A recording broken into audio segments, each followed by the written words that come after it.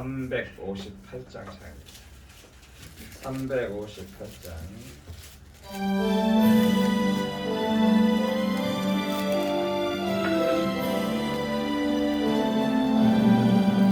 아침에 해가 솟을 때 만물 신선하여라. 나도 세상 지낼 때에 햇빛 되게 하소서. 주여 나를 도우사 세월로 성함소서. 오는 세상 지낼 때 햇빛 되게 하소서.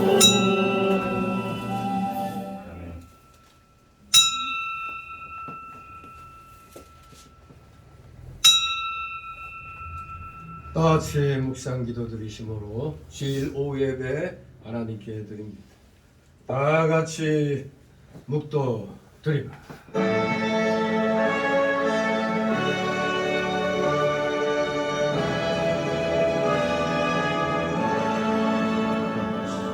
성부 성자와 성령 찬송과 영광 돌려보내세.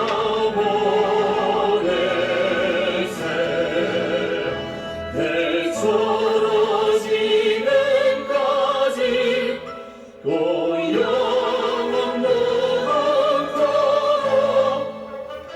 성삼위대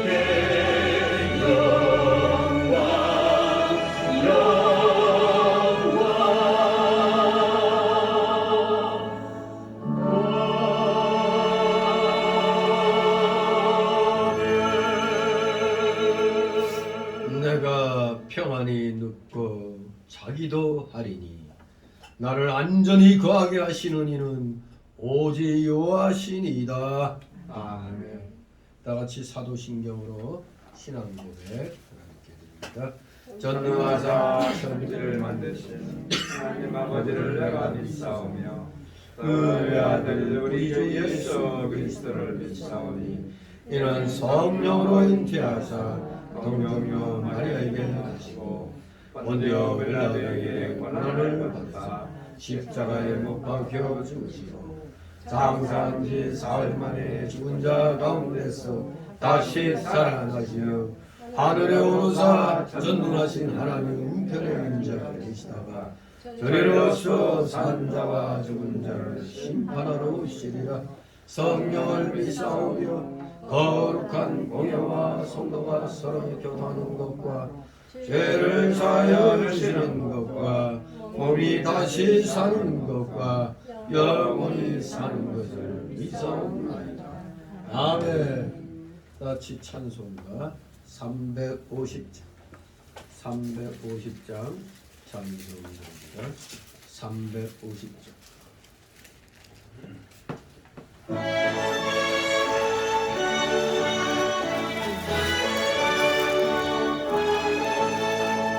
나의 죄를 정케 하사 주의 일꾼 삼으신 구세주의 넓은 사랑 항상 찬송합니다. 나를 일꾼 삼으신 주 크신 능력 주시오. 언제든지 주 뜻대로 사용하여 주소서. 내게 도와 주시려고 은혜 예비하신 주 주의 은혜 채워주사 능력 있게 하소서.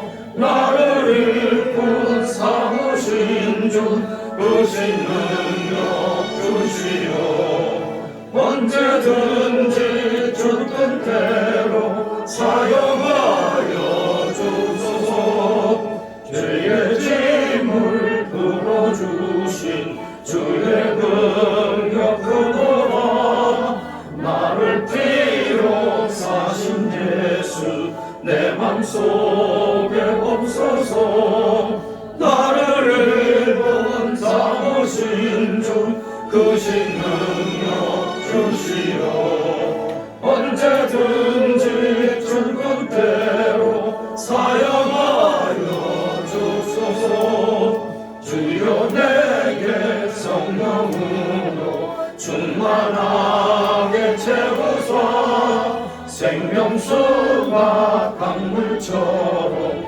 흐르게 하옵소서 나를 일꾼 삼으신 주 크신 능력 주시오 언제든지 주 뜻대로 사용하여 주소서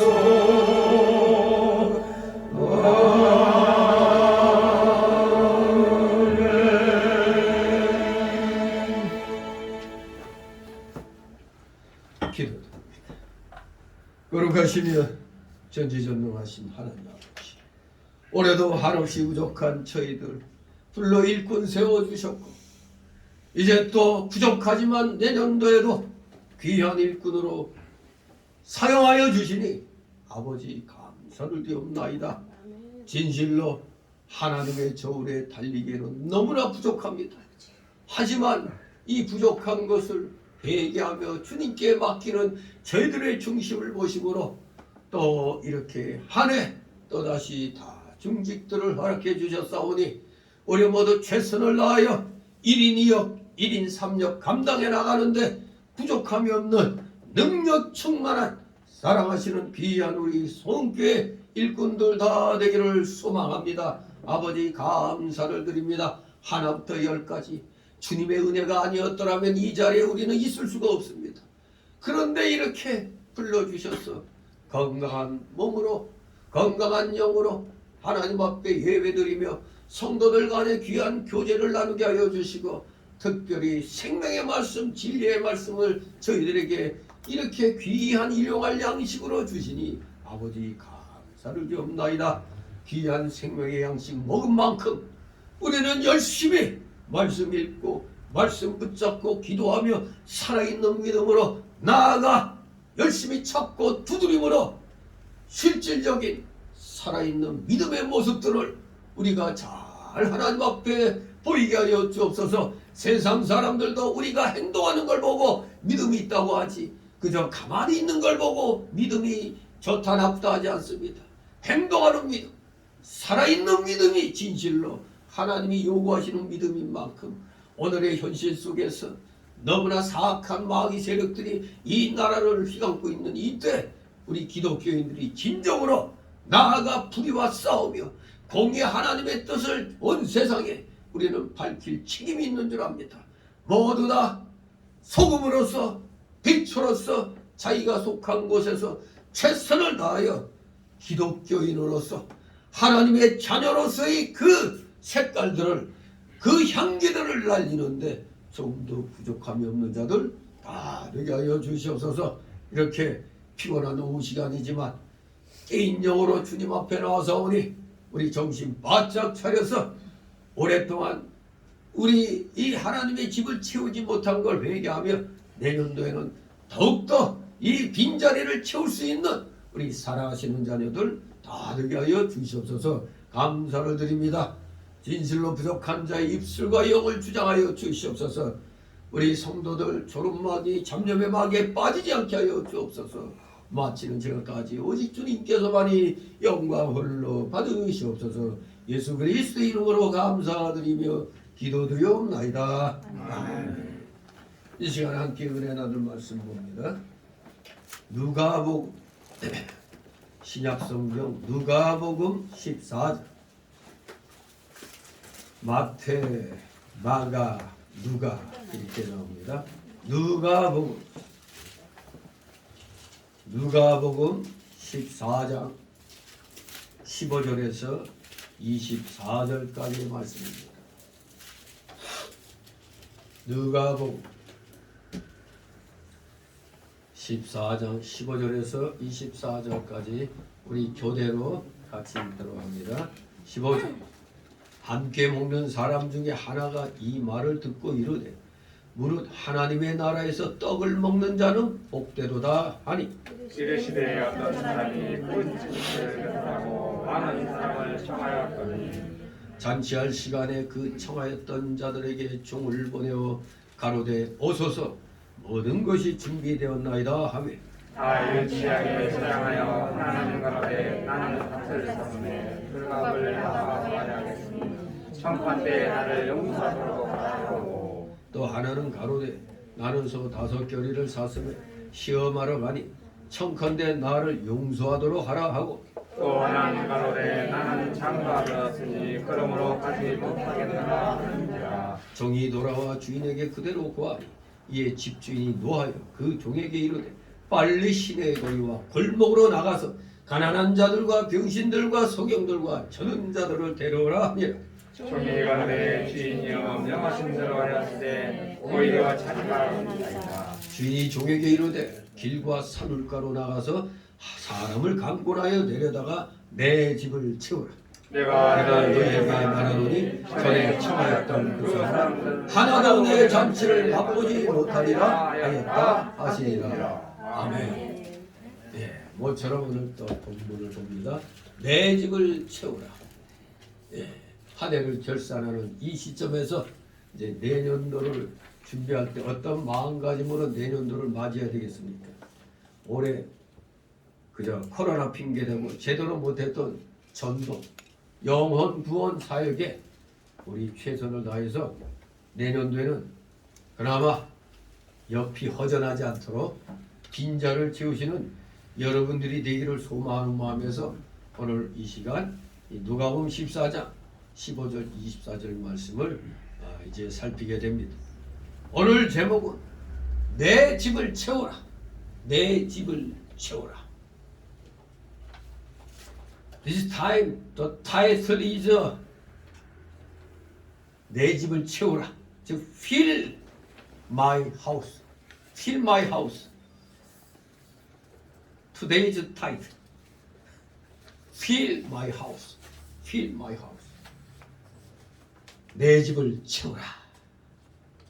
예. 열심을 다하여 하나님의 집을 채워야 됩니다. 오전에는 좀 꽉 찼다가 오후가 되면은 집에 다 맛있는 거 남겨놨는지 아들 집에 가기 바쁜데 끝까지 남아있는 자들이 하나님의 복을 하나라도 더 받게 되는 겁니다. 자, 오늘 이 내용을 보면 앞에서 바리새인들에 대해서 책망을 하시고 즉 바리새인들이 앞에 보면은 안식일에 대해서 또 그냥 예수님을 물고 늘어집니다. 안식일에 고창병을 고쳐주심으로 말미암아 율법사 및 바리새인들과 예수님 간의 그 논쟁이 이 14장 초에 있었습니다.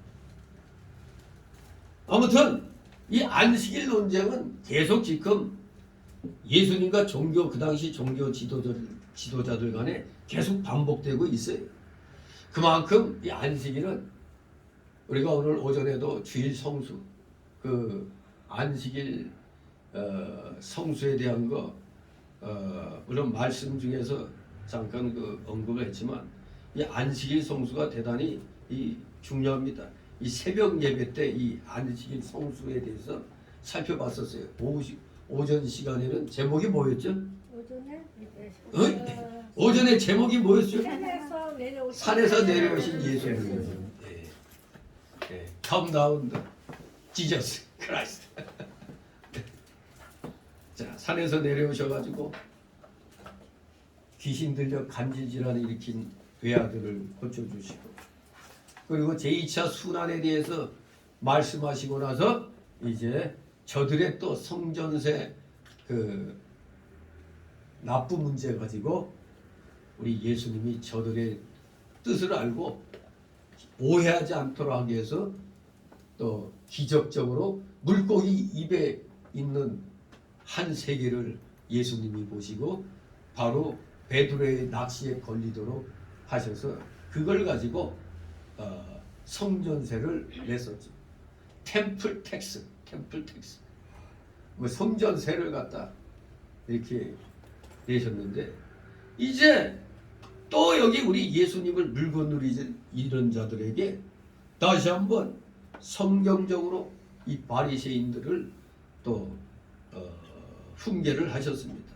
그러면서 겸손과 구제의 원리에 대해서 가르쳐 주십니다. 잔치의 청함을 받은 자와 잔치를 베풀 자에게 주시는 겸손과 구제에 대한 그 내용이 바로 지금 우리가 읽은 악절의 그런 내용들인 것입니다. 이러한 교훈들은 물론 우리가 지금 사는 세상에서 적용되어지는 원리이기도 하지만 궁극적으로는 하나님과 그의 나라와 관계된 그런 영적인 교훈들입니다. 다 하나님 나라와 관계된 그런 교훈들인 것입니다.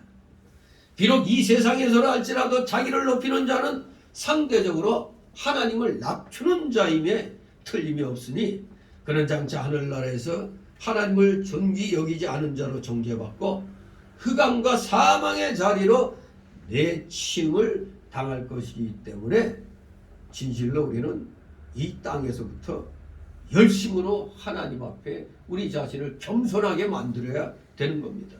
그러면서 구제하는 데 있어서도 특별히 갚을 것이 없는 불우한 자들을 돌보는 행위, 바로 그 구제의 행위는 이 땅에서 헐벗고 굶주리며 상처받으셨던 예수님을 돌본 행위와 다름없는 것으로 여김을 받아 도리어 하늘나라에서 큰 상급으로 갚음받게 될 것이라는 사실을 우리에게 가르쳐 주면서 이제 그러한 그 복받는 일에 있어서 행동하는 그 면을 가르쳐 주는 겁니다.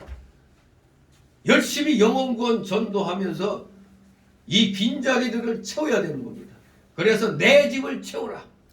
내 집을 채우라. 하나님의 집을 채우라고 지금 말씀하시는 겁니다.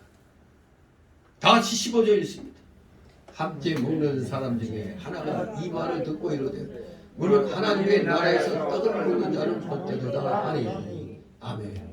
앞 14절에서 하나님께서는 가난한 자들을 대접한 행위는 의인들의 부활 시에 갚음을 받겠다고 말씀하셨습니다.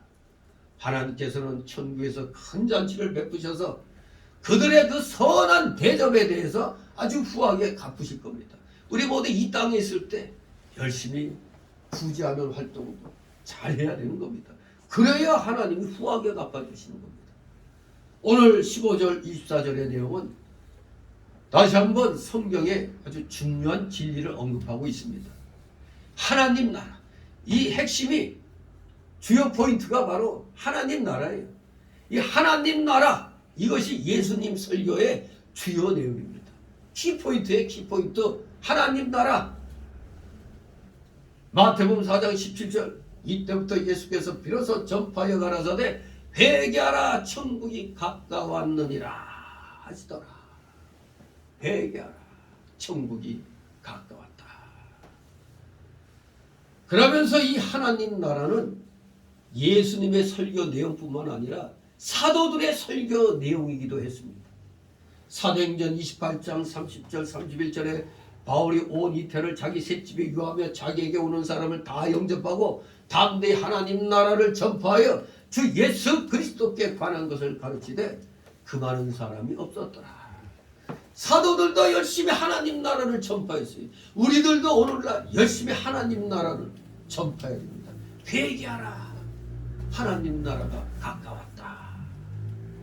Repent, kingdom, come, came.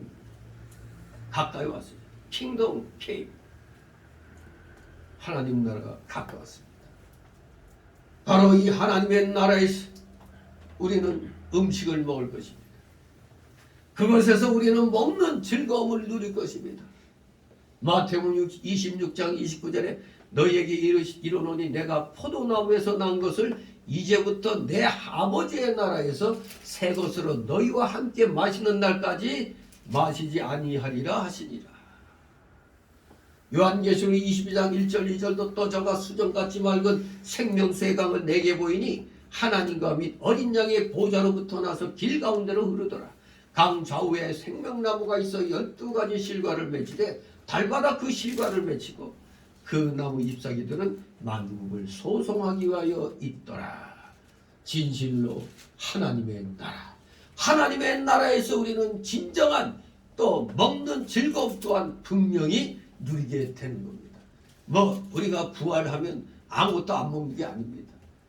먹어도 좋고 안 먹어도 좋지만 정말로 부활체를 입는 그날, 즉 천연왕국 영원 무궁 천국에서는 그야말로 우리는 정말로 즐겁게 뭐 하나 부족함이 없이 정말 즐거움으로 우리는 먹는 즐거움 또한 누리게 되는 겁니다.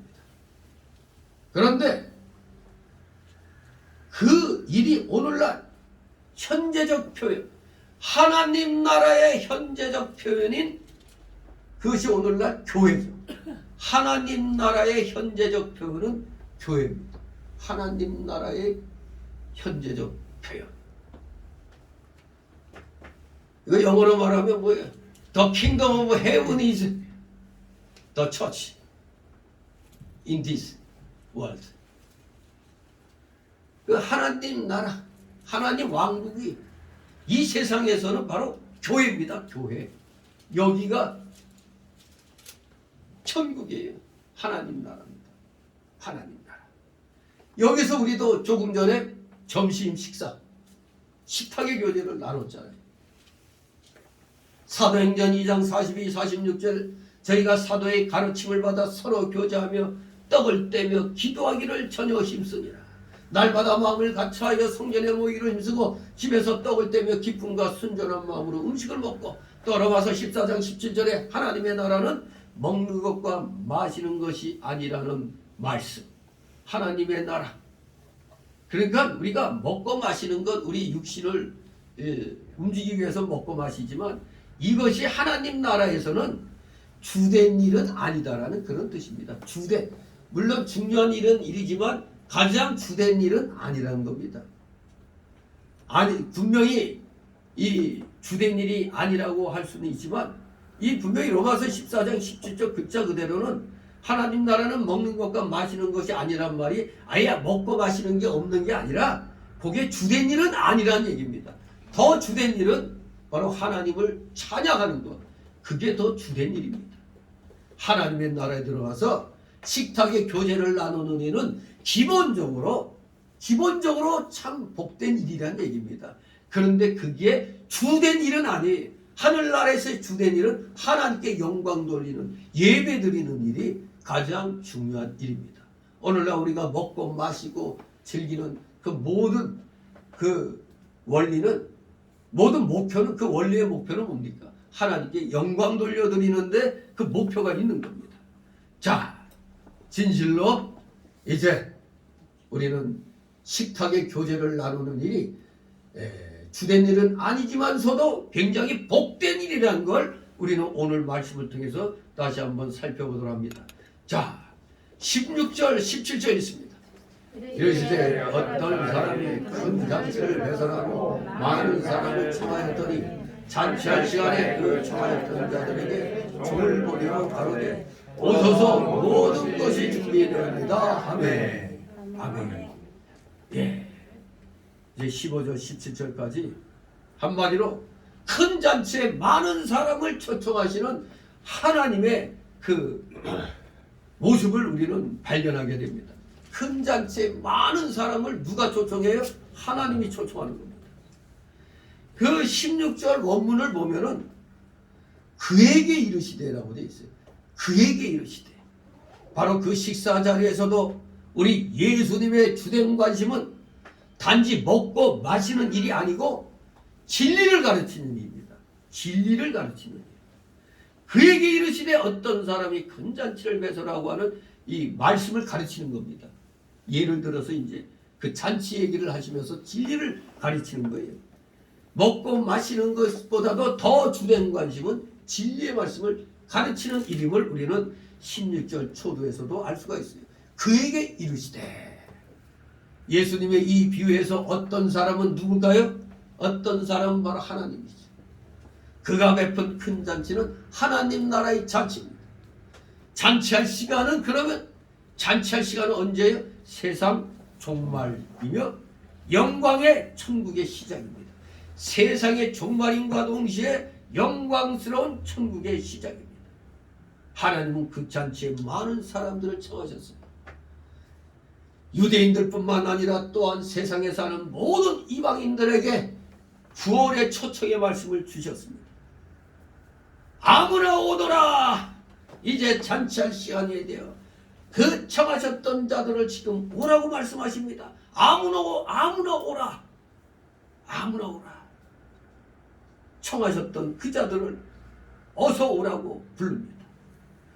여기 본문에 보면 이 15절 24절까지 보면 4번에 걸쳐서 종이라고 언급하고 있는 단어가 있어요. 종.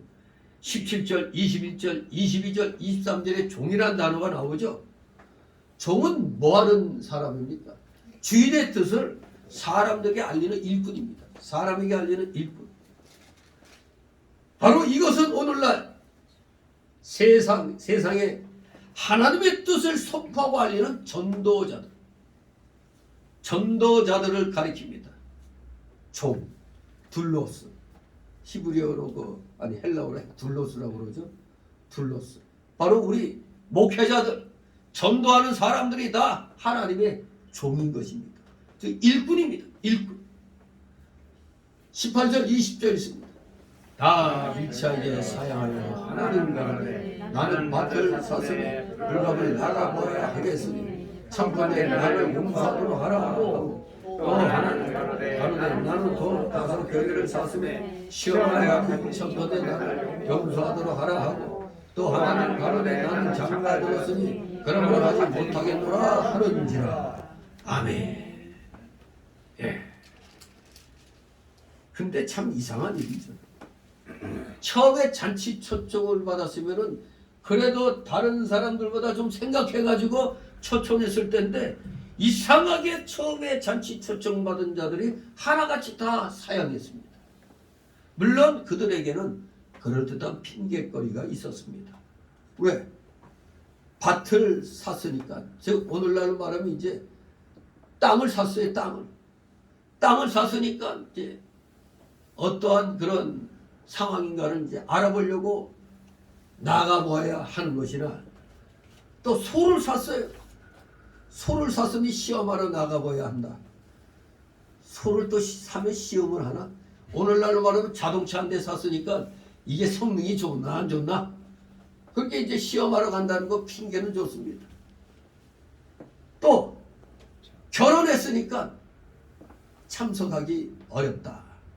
나름대로 아주 다 그럴듯한 일들이었습니다. 우리말로 핑계 없는 무덤 없다는 말이 생각나죠.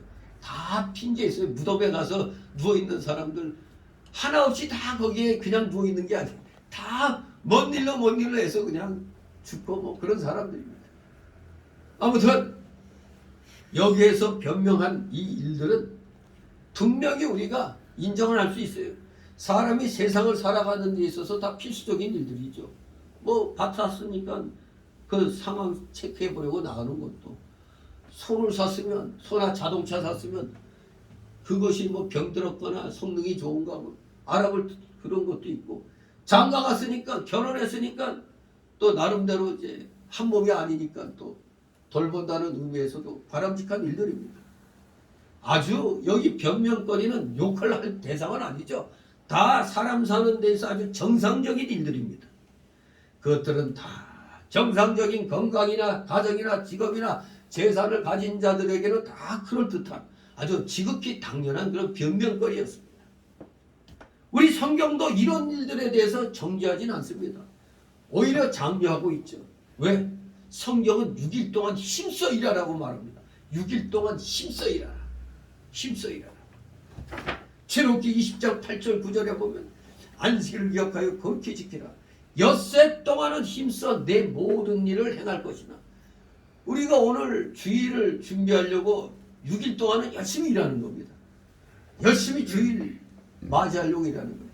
근데 오늘날 이상하게 주일을 지키기 위해서 모든 것이 집중돼야 되는데 새벽 예배 나오고 뭐 예배 교회 행사 빠지지 않고 나오면서 정작 주일날 되면은 바빠서 안 나오는 사람들, 어떤 사람은 주일날 못 나오니까 평소에 나온다는 뭐 그런 사람들도 있어요. 거꾸로 하고 있습니다. 거꾸로. 우리의 모든 목표는 주일날 예배 드리는 게 목표입니다. 우리가 먹고 살고 뭐 벌고 하는 이 모든 게 다 주일날 예배 드리려고 준비하는 것들입니다. 그런데 이걸 거꾸로 하고 있으니 이게 말이 됩니까?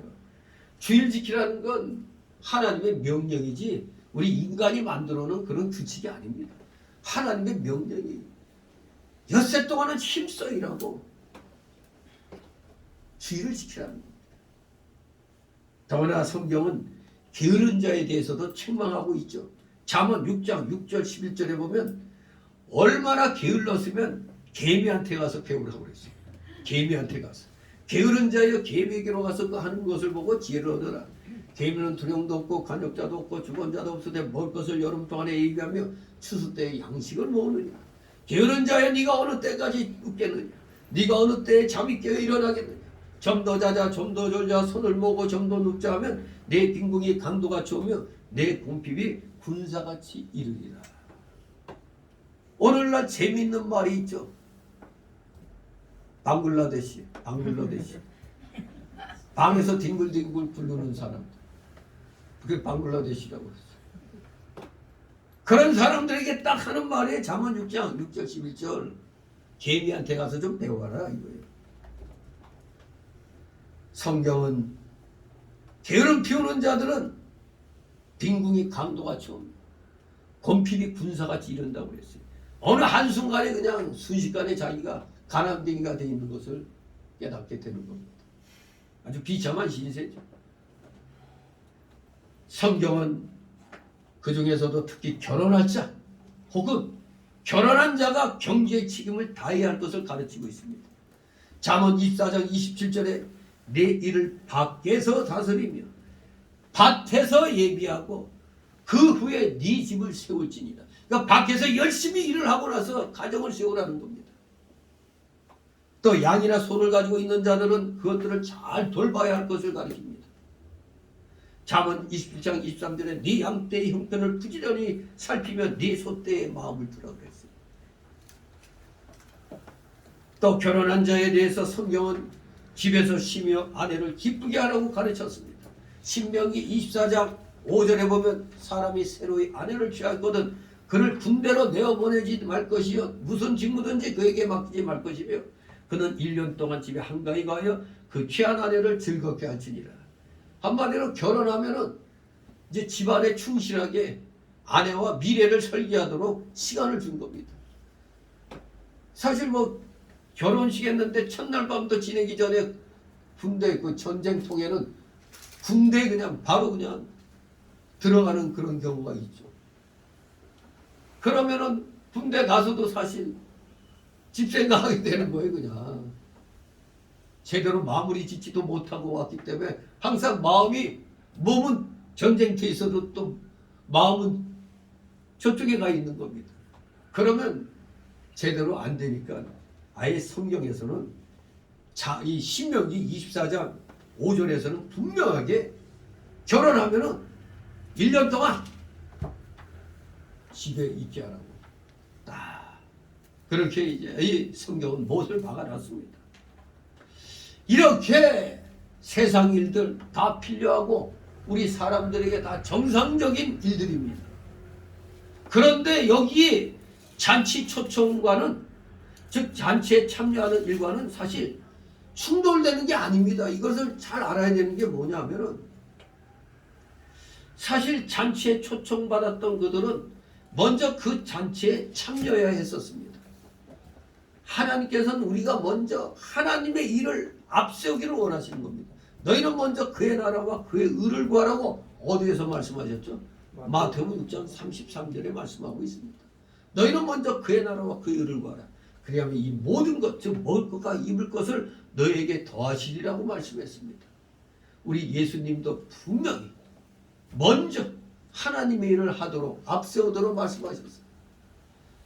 바로 이게 이 마태 6장 33절 이 정신이 안식일 계명의 정신입니다. 먼저 하나님의 일을 하라는 것. 이게 안식일 계명의 정신입니다. 7일 중 하루를 하나님의 날로 구별하여 하나님께 드리고 하나님의 일에 사용하고 나머지 6일은 나의 일들에 쓰는 겁니다. 또한 이것이 오늘날 11조 계명의 정신이 되는 겁니다. 소득의 10분의 1을 하나님께 드리고 10분의 9를 나의 일들에 쓰는 겁니다. 그런데 이것은 아무나 할 수 있는 게 아니죠. 이것은 하나님을 인정하는 자만이 할 수 있는 일입니다. 하나님을 알아도 믿음이 약한 자는 6일도 자기 날이에요. 하나님 날이 아니고 6일도 자기 거고 주일도 아까워서 그 자신을 위해서 다 씁니다. 하나님은 6일만 네 날하고 하루만 딱 나에게 바쳐라 했는데도 하루도 아까워가지고 하루까지도 다 그냥 내 날이라고 쓰는 겁니다. 또 소득의 10분의 9도 당연히 자기 것으로 하나님이 줬는데 10분의 1도 아까워가지고 자신을 위해서 다 쓸 겁니다. 그러나 하나님께서는 우리가 먼저 하나님을 섬기며 하나님의 일을 앞세우기를 원하시는 겁니다. 여기 잔치 초청을 받았으면 먼저 그 잔치에 참여할 생각을 해야 되는데 그저 이 핑계 저 핑계 이 되는 건 옳지 않습니다. 왜 옳지 않은가 하면은 이제 21절에 이제 나옵니다. 21절 있습니다. 종이 돌아와 주인에게 그대로 고하니 이에 집주인이 노하여 그 종에게 이르되 빨리 시내의 거리와 골목으로 나가서 가난한 자들과 병신들과 소경들과 젊은 자들을 데려오라 하시니. 아멘. 자, 이렇게 핑계를 들은 종이 와서 그대로 주인에게 보고를 했습니다. 그랬더니 집주인이 노했다고 그랬죠. 왜 노했을까요? 물론 청함받은 자들이 청한 집주인과 그의 잔치를 무시했기 때문에 분노했겠지만 그보다 더 진노한 이유가 있습니다. 왜 그러냐면 요거 우리가 이 큰 잔치 비유를 우리가 살펴볼 때 우리가 반드시 짚고 넘어가야 될 일이 있어요. 여기에 뭐 단순히 뭐 거절했다고 해서 노한 게 아닙니다. 먼저 그 유대인들의 풍습을 우리가 먼저 잘 알아야 돼요. 유대인들의 풍습. 왜냐하면 그들은 잔치를 열기에 앞서서 미리 날짜를 정한 다음에 종을 보내가지고 사람들에게 잔치 여부를 묻기 때문에 그래요. 그러니까 미리 잔치 열기에 앞서 날짜를 정하고 나서 이제 종을 보내갖고 사람들에게 이날 참석할 수 있느냐 없느냐 먼저 물어보는 겁니다. 그래서 잔치에 참석할 사람들의 수요를 맞춰서 준비를 갖춘 다음에 잔치에 참석하겠다고 승낙한 자들에 대해서만 분명히 네 참석하겠습니다 승낙한 자들에 대해서만 다시 종을 보내서 모셔오는 것이 관례였어요. 그러니까 분명히 미리 다 계획을 해서 미리 그날 나 시간 됩니다. 그들이 먼저 시간이 됩니다. 그날 해가지고 약속을 딱 해놓고 준비를 다 해놓은 겁니다. 이런 때는 불가피한 이유가 아니고서는 이에 불참한 것은 큰 결례인 것이 유대인들의 풍습이었어요. 그러니 잔치가 준비되었음에도 불구하고 정작 여러 가지 핑계를 대면서 청한 손님이 오지 않아 주인이 화를 내고 임금인 경우에는 종들을 능력까지 한 그들에 대해서 군대를 보내서 진멸시켰다는 것은 지극히 당연한 태도입니다. 군대를 보내서 진멸시킨 사건은 마태 22장 6절 7절에 나와요. 거기도 그 잔치 비유가 나오는데 미리 이렇게 날짜를 얘기해갖고 참석할 수 있습니까 없습니까 물어봤는데 그날 나 시간 돼요 해가지고 다 준비를 해놨더니 정작 모시러 종을 보냈더니 나 오늘 바빠서. 이거 누구 놀리는 것도 아니고 이거는 엄청난 신뢰인 것입니다. 이들이 말한 이 거절 사유는 사실 불가피한 일 때문만이 아니었던 거거든요. 그들은 그저 그 잔치에 그날 자기가 좀 뭔가 참석한다고 전번에 얘기했는데 뭔가 좀 참석하고 싶은 마음이 안 생겼던 겁니다. 그래서 핑계를 대는 거예요. 왜? 그 잔치에 참석한다고 해서 밭이 어떻게 어디 딴 데로 도망가는 것도 아니고 소가 갑자기 죽는 것도 아닌데 또 결혼 생활하지 못하는 것도 결코 아닌 거거든요. 근데 미리 약속해놓고 다 자기가 자기 날짜 보고 정해놓고 막상 이날 거절을 하니까 이건 엄청나게 이들은 잘못을 범한 겁니다. 한마디로 이 사람들은 잔치를 초청한 그 사람을 존중함이 없었던 겁니다. 존중함이 있었다면 이렇게 할 수가 없죠. 약속했는데 안 가면 됩니까? 그것도 미리 다 날짜를 자기에게 물어보고 이날은 나 괜찮습니다 해서 거기서 다 준비를 해놨는데 막상 이 핑계 저 핑계 대고 안 오니 얼마나 화가 납니까? 놀리는 것도 아니고 한마디로 무시당한 그런 상황이 되는 거죠. 그렇습니다. 마찬가지로 하나님을 경외하고 예수님 믿는 자들이 주일을 구별한다고 구별해서 지킨다고 굶주리진 않습니다. 주일날 일하지 못한다고 굶어 죽지 않는 겁니다. 오히려 성경에는 안식일을 지키는 자들에 대한 귀한 복의 약속이 있습니다. 창세기 2장 3절에 하나님이 일곱째 날을 복주사 거룩하게 하셨으니 이사야 58장 13, 14절에 만일 안식일에 네 발을 금하여 내 성일에 오락을 행치 아니하고 안식일을 일컬어 즐거운 날이라 여호와의 성일을 존귀한 날이라 하여 이를 존귀 여기고 내 길로 행치 아니하며 네 오락을 굳지 아니하며 사사로운 말을 하지 아니하면 네가 여호와의 안에서 즐거움을 얻을 것이다. 내가 너를 땅의 높은 곳에 올리고 네 조상 야곱의 업으로 기르리라. 여호와의 입의 말씀이니라.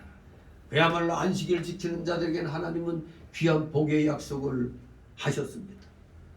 절대 안식일날 주일날 일한다고 해서 부자 되지 않습니다. 우리 제2교육관 거기에 보면은 그 학원에서 써붙인 글씨가 있죠. 보니까 재밌게 썼더라고. 죽도록 공부한다고 해서 죽는 건 아니다. 죽도록 공부한다고 해서 결코 죽지 않는다. 맞는 말이 죽도록 공부했는데 안 죽어요. 주일 지킨다고 절대 손해 안 봅니다. 마치 하루 일 안 하니까 손해 보는 것 같지만 절대 손해 안 봅니다. 복이 약속되어 있어요. 하나님을 경외하고 예수님을 믿는 자들이 11조 헌금과 기타 여러 감사의 예물들을 하나님께 내는 것 때문에 절대 가난해지거나 굶주리지 않습니다. 오히려 성경에는 놀라운 약속이 있고 많은 성도들이 그 약속을 체험하면서 살고 있는 겁니다. 그래서 말라기 3장 8절 12절에 사람이 어찌 하나님의 것을 도적질하겠느냐. 그러나 너희는 나의 것을 도적질하고도 말하기를 우리가 어떻게 주의 것을 도적질하나이까 하노라. 이는 곧 11조와 헌물이라 너희고 온 나라가 나의 것을 도적질하였으므로 너희가 저주를 받았느니라. 만군의 여호와가 이르노라. 너희의 온전한 11조를 창고에 들여 나의 집에 양식이 있게 하고 그것으로 나를 시험하여 내가 하늘문을 열고 너희에게 복을 쌓을 것이 없도록 굳지 아니하나 보라. 만군의 여호와가 이르노라. 내가 너희를 위하여 황충을 금하며 너희 토지 소산을 멸하지 않게 하며 너희 밭에 포도나무의 과실로 기한 전에 떨어지지 않게 하리니 너희 땅이 아름다워짐으로 열방이 너희를 복되다 하리라. 만군의 여호와의 말이니라. 하나님 앞에 바치는 것 그걸로는 절대 가난하게 안 됩니다. 도리어 복을 받습니다. 그러니까 나라의 흥망성쇠를 보면 기독교가 올바른 말씀으로 나아갈 때 교회가 부흥되면 나라도 부강해지는 겁니다. 그런데 교회가 세속화되어 가고 뭔가 하나님의 말씀에서 어긋난 길로 가니 나라도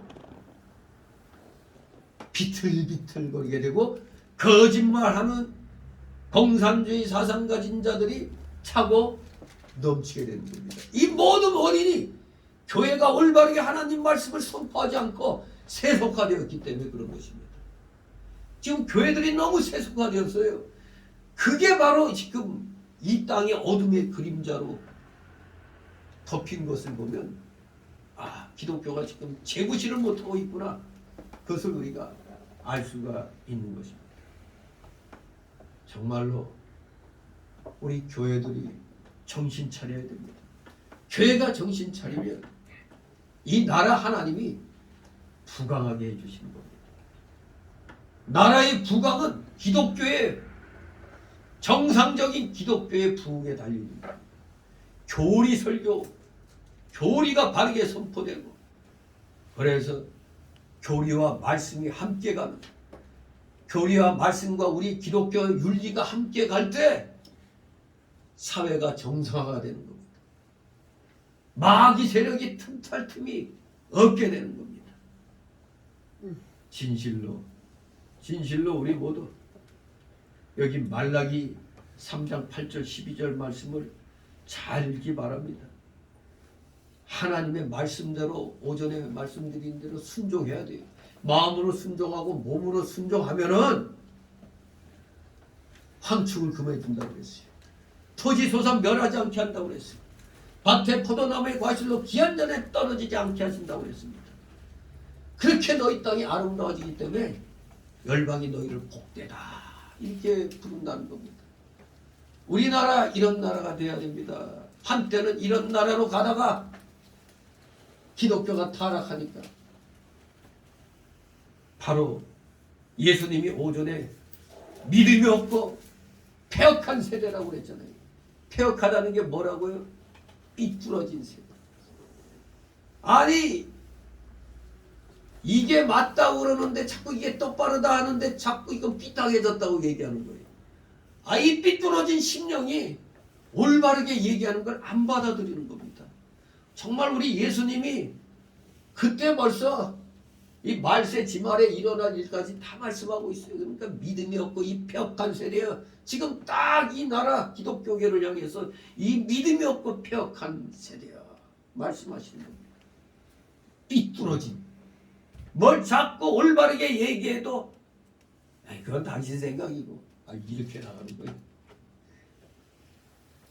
친절한 금저씨가 뭐라고 그러죠? 그럴 때 너나 잘하세요. 목사가 올바른 말하면 너나 잘하세요. 이러고 있는 겁니다. 그러니 뭐 이게 나라가 바로 될 수가 있겠어요. 아무튼 교회가 정신 차리면 나라는 사는 겁니다. 열방이 너희를 복되다 하는 겁니다. 교회가 정신 차리면. 그런데 우리에게 이렇게 하나님을 경외함이 없다면 또 우리에게 이렇게 하나님을 존중함이 없다면 우리는 주일 성수라든가 11조 생활이라든가 감사 생활을 힘쓰기 어렵게 되는 겁니다. 하나님을 경외하고 존중함이 있어야 이런 모든 것들이 행동으로 나타나게 되는 겁니다. 우리는 예배 시간을 이 세상의 일들 특히 결혼식, 장례식, 기타 우리 자신의 쾌락을 위한 일들보다도 더 중요하게 생각해야 되는데 오늘날에는 어떻게 내 자신의 일들이 하나님께 예배드리는 일보다 앞서 있어. 그러니까 주일날도 내가 무슨 바쁜 일이 생겨서 못 옵니다. 주일날 뭐 바쁜 일이 생겨? 주일날 뭐 바쁜 일이 있어요? 결혼식? 장례식? 아니 예배드리다가 누가 돌아가셨다고 해서 예배 시간에 도중에 나가면 그 사람 살아나요? 살아난다면 얼마든지 가도 돼. 살아있는 사람들로 죽은 자들은 죽은 자들이 다 하게끔 만들고 우린 나중에 가면 돼요. 예배 다 드리고 가서 조문 가는 거죠. 가서 죽은 사람 위로하러 가는 거 아니죠. 가족, 유가족 위로하러 가는 겁니다. 예수 믿으라. 괜히 가가지고 죽은 사람 위해서 천국에서 하나님 품에 안기게 해주옵소서 백날 기도해요. 이미 죽기 전에 예수님 믿으면 우리가 기도 안 해도 천국에서 잘 있어. 근데 안 믿으면 아무리 좋은 곳에 가서서 해도 좋은 곳에 못 가. 그러니까 우리는 일단 사람이 죽으면 그건 이제 우리 권한이 아니야. 하나님께 달려있기 때문에 우리 권한 아니니까 안 죽은 사람들 그 가족들을 위해서 우리가 또 위로를 해주는 겁니다. 정말로 이런 세상 일들을 하나님 일보다 중하게 여기면 안 되잖아요. 세상의 일들에 이 예배 드리는 일들이 하나님 경배하는 일이 자꾸 묻혀버려요. 이건 아주 불행한 일입니다. 그럴 때 하나님이 기뻐하실까 노하실까? 분노하시죠. 분노. 아니 내가 대접을 못 받아. 아니 네 개인적인 일보다도 나한테 예배드리는 일이 못하게 돼? 괘씸한 놈들. 하나님이 이럴 때 하나님께 괘씸죄 걸리면 안 됩니다. 하나님이 진노하십니다. 사무엘상 2장 30절에 분명히 말씀하십니다. 나를 존중히 여기는 자를 내가 존중히 여기고 나를 멸시하는 자를 내가 멸시하리라고 그랬어요. 오늘 예배드리면서 새벽, 오전, 오후 다 지키시는 분들은 하나님이 존중히 여기십니다.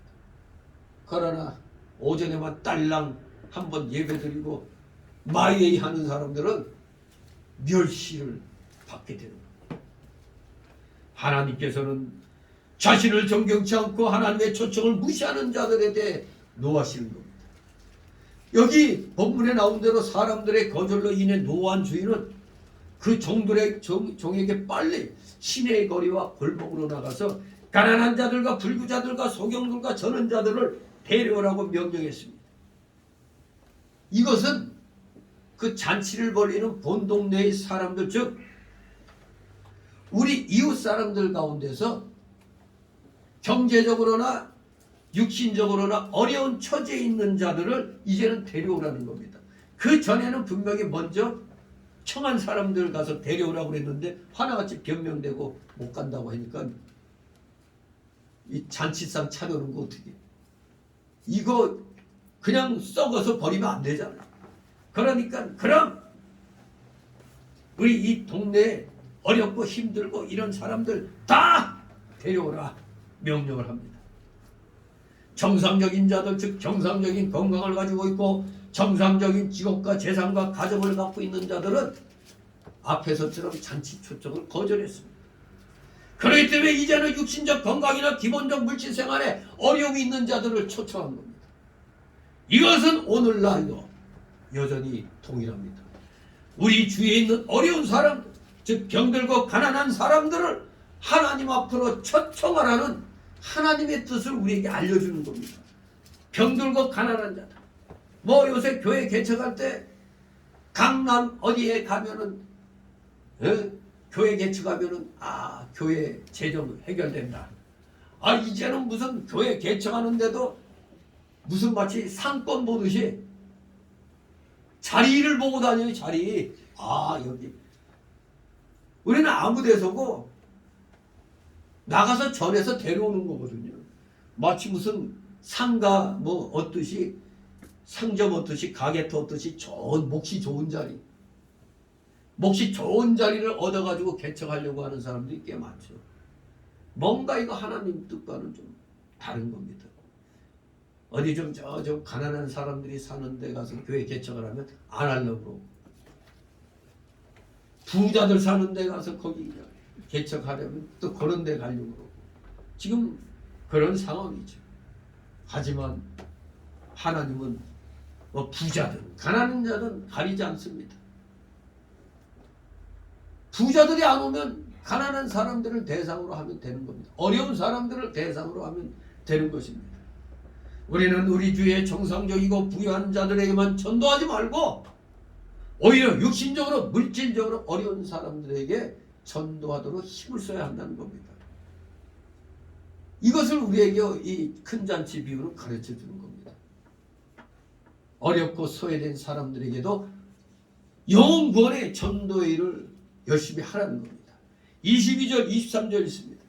종이 가로되 주인이 명하신 대로 하였으되 오히려 자리가 있다. 죄지 중에 이르되 길과 산가로 나가서 사람을 강권하여 데려다가 내 집을 채우라. 아멘.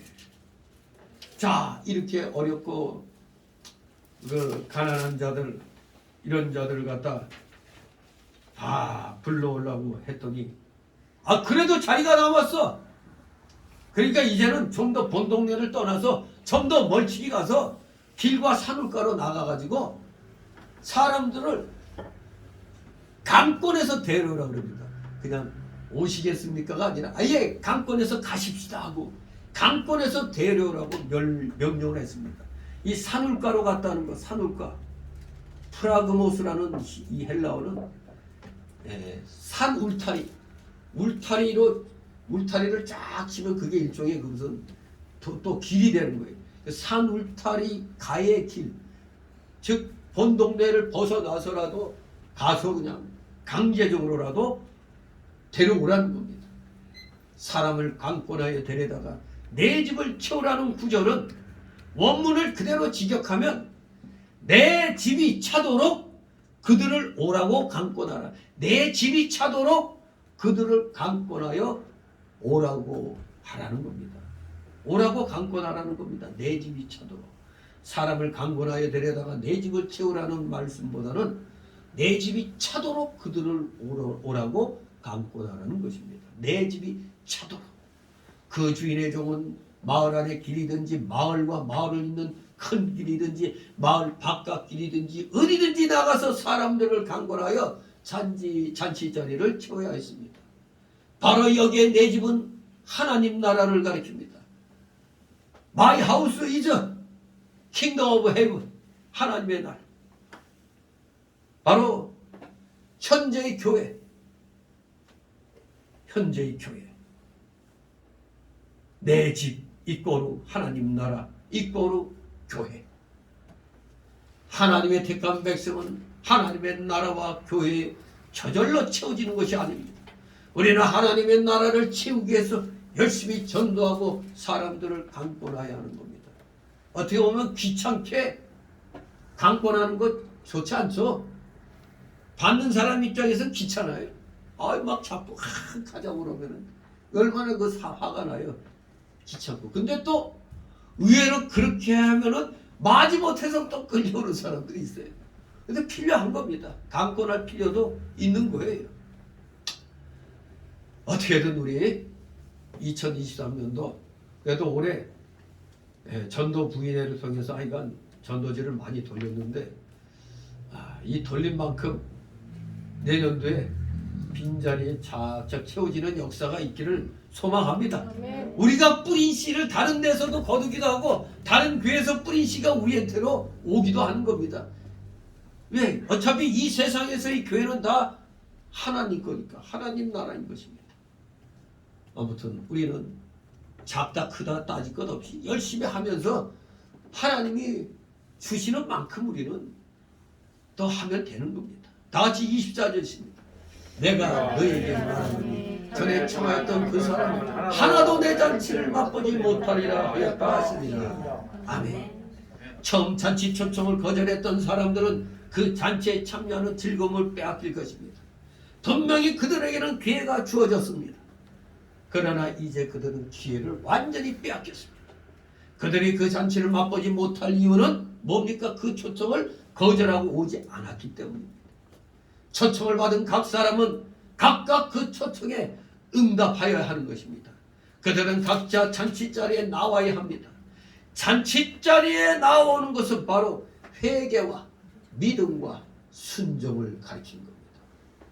여러분들은 모든 죄를 다 회개하고 우리의 구주와 주님이신 예수 그리스도를 참으로 믿고 성경 말씀의 가르침대로 지금 순종하고 있습니까? 스스로 자문자답하시기 바랍니다. 나는 과연 말씀 가르친 그대로 순종하고 있는가? 순종하려고 노력하고 있는가? 아니면 아예 나 몰라 하고 있는 것인지 스스로 체크해 보시기 바랍니다. 또 히브리서 10장 23절 25절 말씀대로 주의 재림의 날이 가까움을 볼수록 더 열심히 모이고 성경을 배우며 그 말씀을 실천하기를 내가 힘쓰고 있는가? 힘쓰고 있습니까? 시원찮네. 아멘 해야지. 아멘. 우리 좀 힘들어도 부족해도 열심히 힘쓰시기 바랍니다. 결론적으로 오늘 말씀의 내용을 요약해 본다면 하나님께서 큰 잔치를 베풀고 많은 사람들을 청하셨으나 청함을 받은 사람들은 자기들의 그 세상 일들을 핑계하면서 그 초청을 거절했습니다. 그렇기 때문에 하나님께서는 그들을 노여하셨습니다. 그래서 이제 하나님께서는 잔치의 초청 대상을 변경하고 확장하셨습니다. 첫째로 그는 본 동네 사람들 가운데 가난하고 병든 사람들을 데려오게 하셨고 또 기타 누구든지 강권하여 데려오게 하셨습니다. 하나님의 잔치 초청을 거절한 자들은 결코 그 잔치의 즐거움을 맛보지 못할 것입니다. 그러므로 오늘 본문이 주는 두 가지 중요한 교훈은 첫째, 우리가 회개하고 예수님 믿어 천국에 들어오라는 하나님의 초청을 거절해서는 안 된다는 것입니다. 우리는 세상 일들이 아무리 바쁘다고 해도 핑계대면 안 됩니다. 우리는 하나님의 일, 그 죄를 회개하고 예수님 믿고 따르는 일을 세상 일보다 먼저 앞세워야 되는 겁니다. 먼저 하나님 나라와 그를 구해야 됩니다. 진실로 마태복음 6장 33절 말씀이 날마다 여러분들의 마음판에 새겨지기를 소망합니다. 그것이 가장 중요한 일입니다. 먼저 하나님 나라를 구하라. 먼저.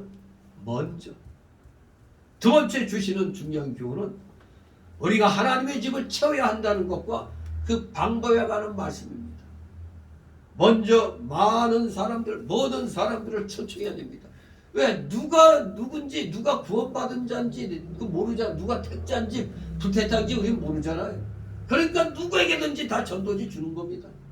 대상이 따로 없어요. 모든 사람을 초청하는 겁니다. 그러나 우리는 하나님의 초청을 거절하는 자들에게 끝까지 연연해 갖고 있으면 안 돼요. 이제 할 만큼 우리가 어느 정도 전했다 하면은 초청 대상을 변경해야 돼요. 일단 나머지는 하나님께 맡기는 겁니다. 내 힘으로는 안 되는데 하나님께 맡기고 이제 초청 대상을 변경하는 겁니다. 그리고 좀 더 범위를 넓혀야 되는 겁니다.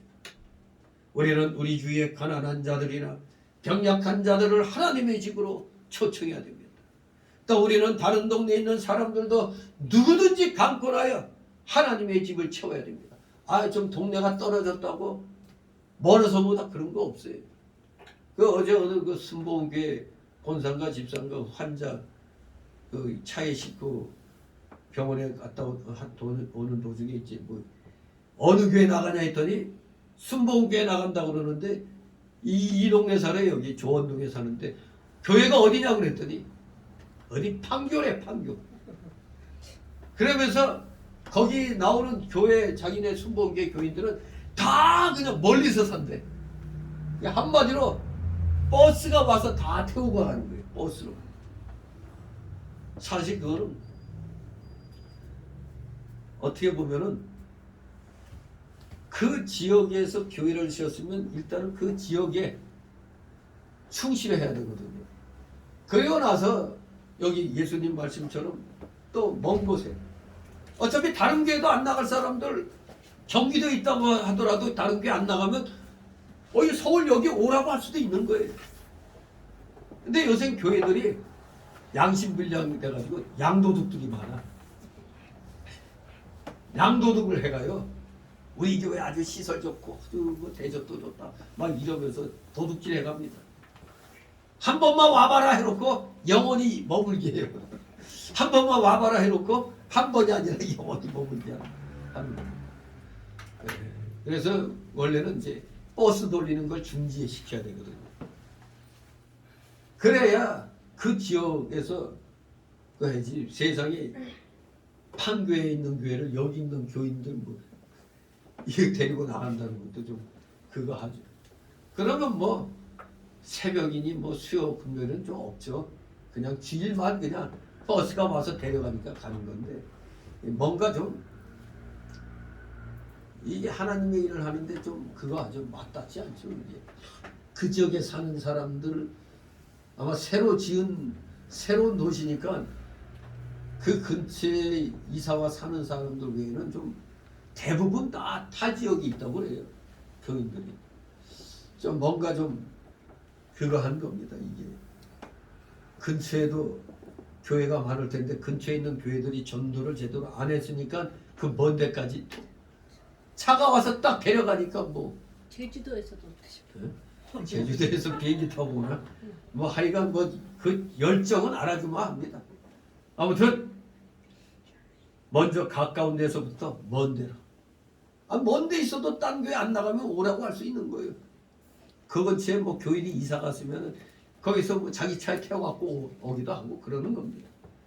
아무튼 우리는 누구든지 다른 동네에 있는 사람들조차도 다른 데 안 나가고 있으면 나가고 있는데 데리고 오면 양도둑되니까 안 믿는 사람들 강권해서 하나님의 집을 채워야 되는 겁니다. 내 집을 채우라. 내 집을 채워야 됩니다. 하나님의 집을 채우는 일은 저절로 되는 게 아닙니다. 모두 열심으로 영혼들을 여기 말씀대로 강권해서 데려와야 돼요. 근데 오늘날에는 하도 이단스러운 교회들이 많다 보니까 사실 양도둑이라고 할 수 없는 것도 있어요. 잘못된 이단교회 나가면 그거 나가면 안 된다고 해서 데려와야죠. 그러니까 이단교회 나간다면은 그거 진짜 강권해서 빼와야 되는 겁니다. 어떻게든 참된 교회로 인도하고 하나님 나라의 복된 잔치자리로 우리는 인도해야 할 책임이 있는 겁니다. 우리 모두에게 영혼권의 전도의 책임이 다 있는 겁니다. 그래서 직분자들만 있는 게 아니라 구원받은 사람이라면 누구든지 강권해서 하나님 집을 채울 그런 책임을 하나님이 주셨다는 걸 깨닫고 우리 서로 힘들고 어렵더라도 이제 내년도만큼은 다시 한번 정신 바짝 차려서 우리 이 빈자리들을 채움으로 하나님께 영광 돌리는 여러분 되시기를 주님의 이름으로 축원합니다. 기도합니다. 거룩하신 하나님 아버지 은혜를 감사드립니다. 우리 모두 구원 영혼권에 전도하는 일이 내일이 아니고 그저 직분자들이 하는 일처럼 그렇게 생각하기 쉽습니다만 구원받은 주님의 자녀들이라면 누구든지 전도의 책임이 있다는 걸 분명히 기억해야 되겠습니다.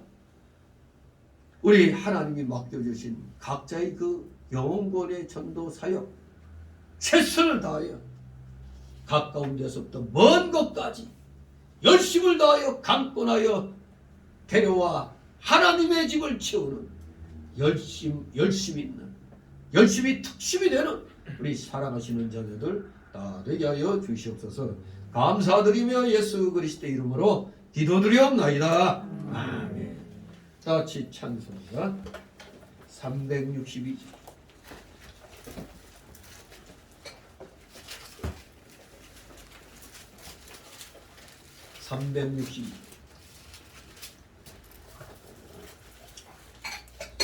제목이 뭡니까? 하나님의 말씀하시기를 예수님께서 가라사대 잘 우리 말씀을 생각하면서 찬송드리도록 합니다. 362절.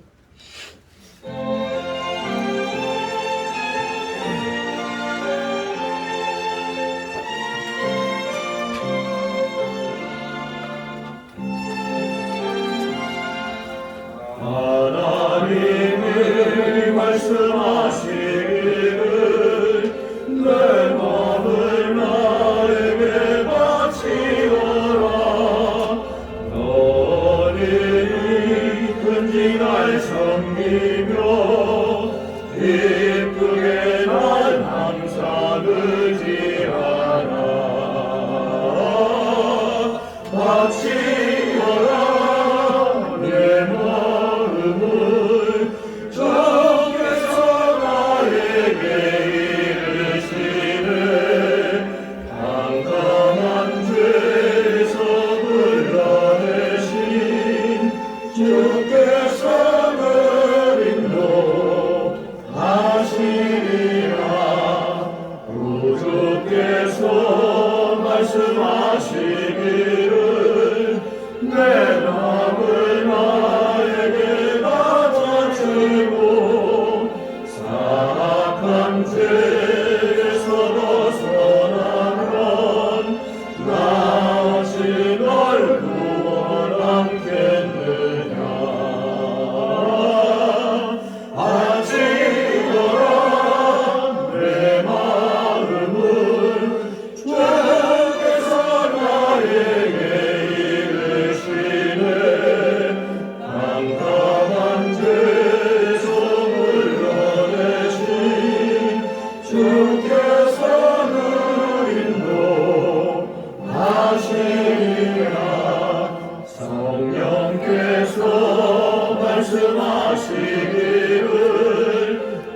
가진 바 모든 것 다 바치고 내 맘도 기쁘게 바치오라.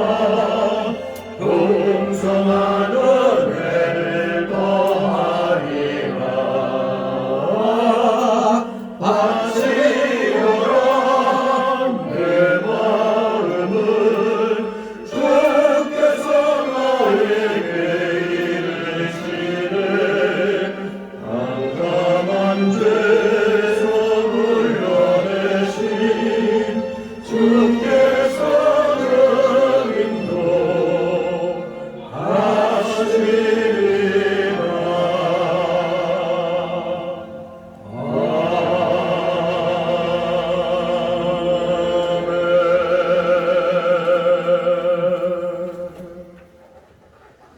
주 기도문으로 마치고 광고 말씀드립니다. 하늘에 계시는 이름이 거룩히 여김을 받으시오며 나라가 임하시오며 뜻이 하늘에서 이룬 것 같이 땅에서도 이루어지이다.